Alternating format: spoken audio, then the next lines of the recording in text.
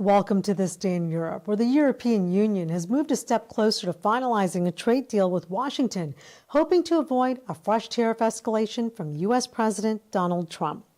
EU member states backed the legal framework needed to implement the agreement, which would lower tariffs on a range of American goods in exchange for avoiding a threatened hike in U.S. duties on European exports, including cars. European Trade Commissioner Maros Sefcovic welcomed the move, writing on X, "The EU walks the talk while defending our interests. Once approved, it'll boost transatlantic stability and cooperation." But the clock is ticking.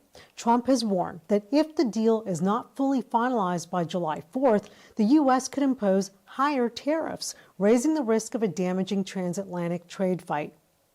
Critics argue Brussels is conceding too much, opening its market wider to U.S. industrial, agricultural, and seafood products, while Washington keeps a 15% baseline tariff on most EU exports. Notably, a tougher safeguard was dropped, one that would have forced Washington to act first, highlighting unease in Brussels about tying trade too tightly to broader geopolitical disputes. Supporters counter that the alternative would be far worse, a trade war with Europe's largest export market at a time when the bloc's economy remains under pressure. The agreement does include safeguards, though.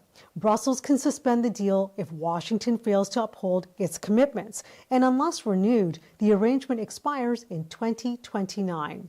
For Europe's exporters, automakers, and investors, avoiding another trade shock matters. But politically, the real test is whether this stabilizes transatlantic ties or simply delays the next confrontation.